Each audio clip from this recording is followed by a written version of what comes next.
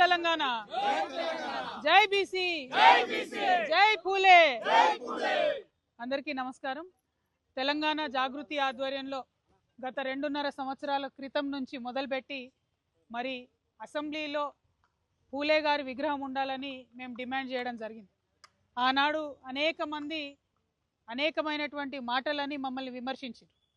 కానీ ఇవాళ మేము చేసినటువంటి వరుస పోరాటాలతోని దిగి వచ్చినటువంటి ప్రభుత్వం మరి పూలే గారి విగ్రహాన్ని ట్యాంక్ బండ్ మీద పెట్టడానికి వారు ప్రయత్నాలు ప్రారంభించినారు. కానీ ఇది పాక్షిక విజయం మాత్రమే. ఇక్కడ పెట్టడం అనేటటువంటిది వారి గౌరవానికి సంపూర్ణంగా మంచిదని నేను అనుకోవడం లేదు.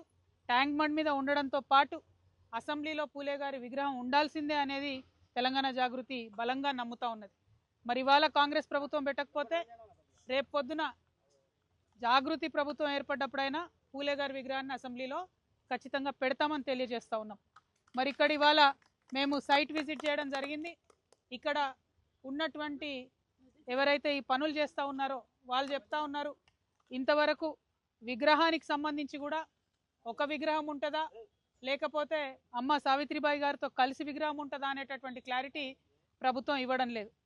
అదేవిధంగా మేము కోరుతా ఉన్నాం, ఎప్పుడంటే అప్పుడు ప్రజలు వచ్చి వారికి నివాళులు అర్పించుకునే విధంగా, వారి నుండి స్ఫూర్తి పొందే విధంగా ఏర్పాట్లు ఉండాలి. అందరికీ ఎప్పుడు ఓపెన్గా ఉండాలి. ఈ విగ్రహం క్లోజ్ చేసి పెట్టొద్దు.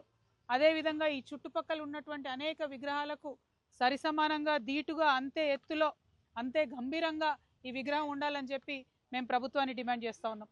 విగ్రహాలు ఒకటే కాదు, బీసీల రిజర్వేషన్ పట్ల కూడా మరి ప్రభుత్వం చిత్తశుద్ధితో లేదనే విషయం మొన్న జరిగినటువంటి మున్సిపల్ ఎన్నికల్లో మనందరం కూడా చూడడం జరిగింది. ఇప్పటికైనా రేవంత్ రెడ్డి గారు జెడ్పీటీసీ ఎంపీటీసీ ఎన్నికల్లో అయినా రిజర్వేషన్ వర్తింపజేయాలంటే ఇప్పటికైనా కనీసం మీరు అఖిలపక్షం ఢిల్లీకి తీసుకొని వెళ్ళాలి. ఇప్పటికైనా మీరు నరేంద్ర మోడీ గారి ప్రభుత్వాన్ని డిమాండ్ చేయాలి, మీ దగ్గర పెండింగ్లో ఉన్న బీసీ రిజర్వేషన్ బిల్లు పాస్ చేయాలని చెప్పి.